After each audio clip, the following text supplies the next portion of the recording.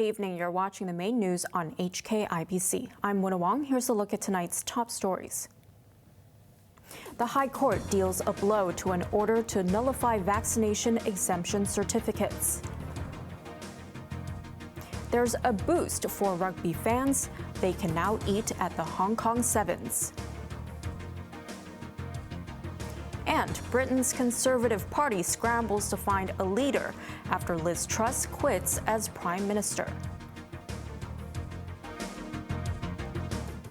The High Court has ruled that the Health Secretary has no right to nullify over 20,000 medical exemption certificates for COVID vaccines. The health chief says a formal response will be made after the judgment is studied, but stressed that he has to protect public health. Janice Lowe reports. The government announced last month that medical exemption certificates issued by 7 arrested doctors would not be recognized. The documents were supposed to be nullified last Wednesday. But Kwok Chek-kin, widely known as the King of Judicial Reviews, challenged the decision. High Court Judge Russell Coleman ruled today that the Health Secretary has no right to overturn or invalidate the certificates. Although the government used words such as invalidate and invalid in its press release, Coleman said they should not be understood in a strict legal sense. He said a section of the Prevention and Control of Disease Vaccine Pass regulation does not grant the Secretary of Health any invalidating powers targeting the certificates. The court ordered the health chief to pay Kwok's legal costs. The ruling means that more than 20,000 people who obtained the certificates can still be exempted from COVID jabs. Kwok welcomed the decision.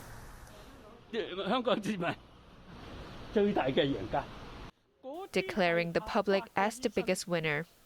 He said the health secretary has no right to question the validity of the certificates. Kwok added that even if the arrested doctors are found guilty of misconduct, it will be up to the medical council to investigate.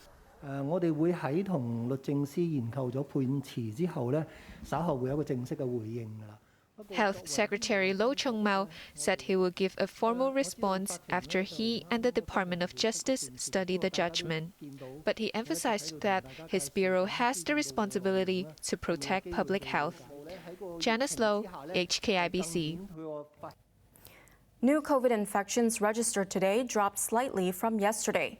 There were 5,393 cases, of which 370 were imported.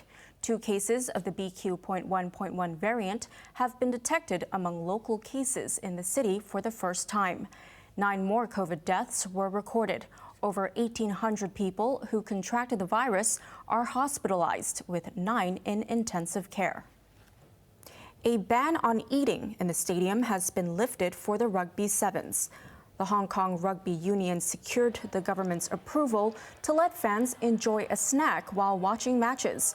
But in a trade-off, spectators will have to take a self-administered COVID test before entering Hong Kong Stadium and show a photo as proof to staff at the gates. The Rugby Sevens is one of Hong Kong's major sporting attractions and kicks off on November 4th after a 3-year suspension because of COVID. We always felt that having the ability for the fans to eat in the stands was actually the best way to deal with this issue, and it was the best thing in terms of the spectator experience and also spectator welfare, but also could be done in such a way that any COVID risk could be mitigated. The solution that we've come up with is actually that all people entering the stadium will be required to show a negative rat test. So in that way, we believe that we get the best of both worlds. The chief executive says he's not too worried that COVID restrictions will discourage overseas talent from coming, noting that the curbs are only short-term. John Lee also ruled out using landfills for public housing, saying his new scheme is more efficient. Janice Lowe reports. The chief executive took questions from citizens in a radio phone-in program for the 2nd consecutive day after delivering his maiden policy address. John Lee admitted that the city's stringent COVID measures have discouraged people from coming here, but he thinks it's only temporary. Lee is confident that in the long run, Hong Kong's advantages will attract talent from overseas. Hong Kong is an attractive place because what are Hong Kong's DNAs? Hong Kong's DNA is, well, we have a low tax regime. Our tax rate is low, a simple tax regime, and is a very vibrant city. And you have East meets West culture. And also, we are the freest economy. Lee said progressively, Hong Kong will be easily connected with the rest of the world. His blueprint also focused on the long-running housing crisis. By building 30,000 so-called light public housing units, Lee aims to shorten the waiting time by 18 months to 4.5 years. One caller asked if landfills could be used to increase public housing land supply. The chief executive said he has no plan to do so at the moment. Turning landfills into livable places will take a long time, he said. I think the idea of building light public housing is a certain, much faster and in bigger volume.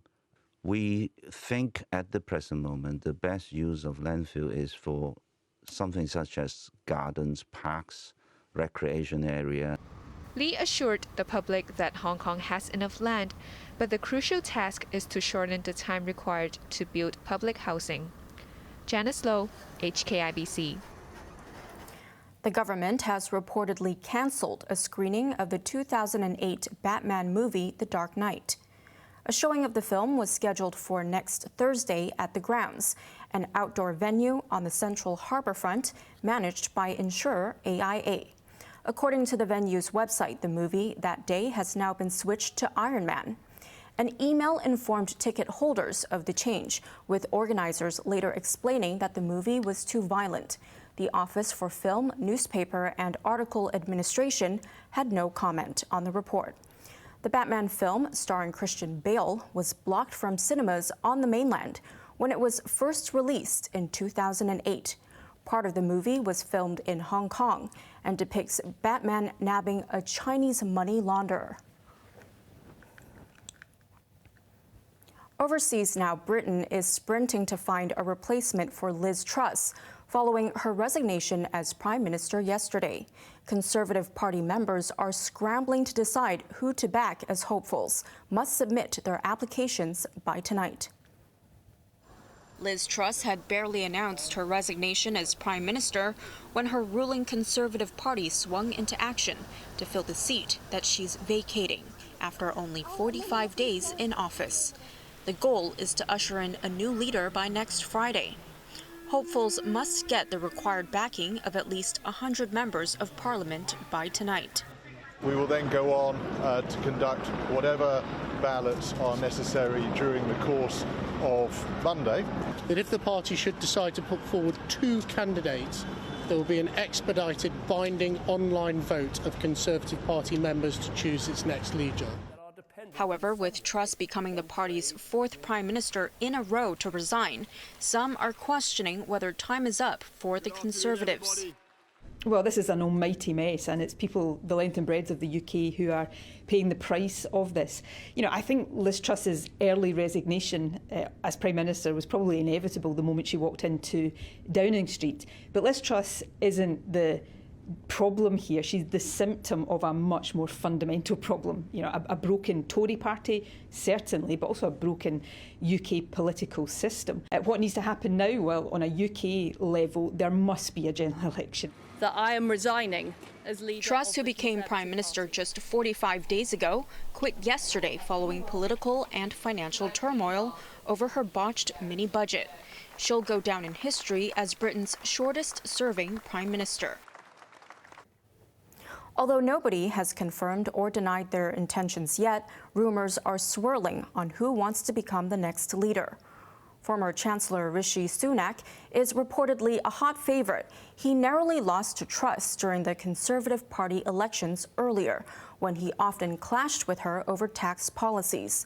Another leadership hopeful from before, Penny Mordaunt, has also received some public support from MPs. She is currently leader of the House of Commons. There are also reports that Truss's predecessor, Boris Johnson, is eyeing for a comeback.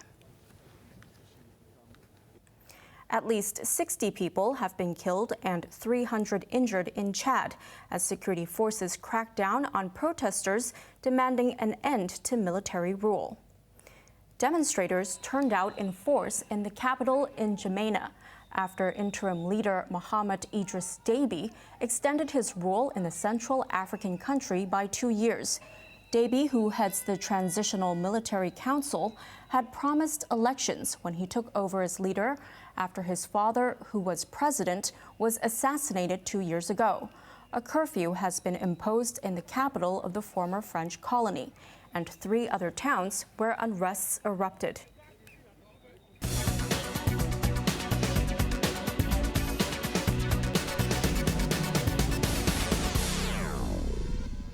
Inflation in Hong Kong has shot up to 4.4%.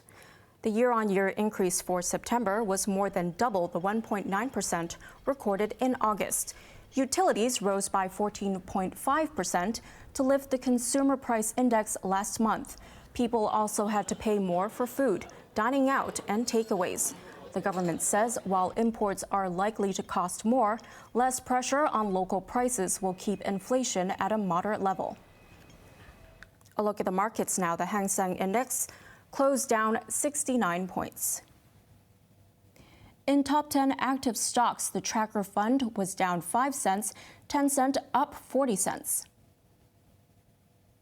Meituan was up 80 cents, Kuaishou was down $3.55. In exchange rates, the euro is at 7.64, British pound 8.71.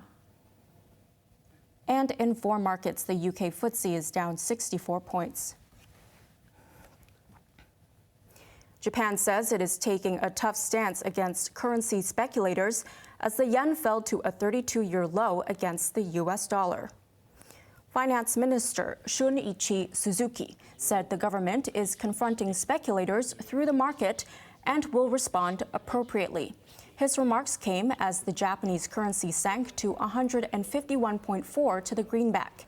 The new low intensified expectations that Tokyo will act again to prop up the yen. Last month, Japan intervened in the foreign exchange market for the first time in 24 years and spent $20 billion to support its currency. The dollar has gained 30% against the yen this year. On to the weather now. It will be mainly fine and sunny tomorrow. Temperatures will range between 23 and 30 degrees. A few showers on Sunday, with the fine weather continuing into early next week. Now let's take a look at the weather around the world.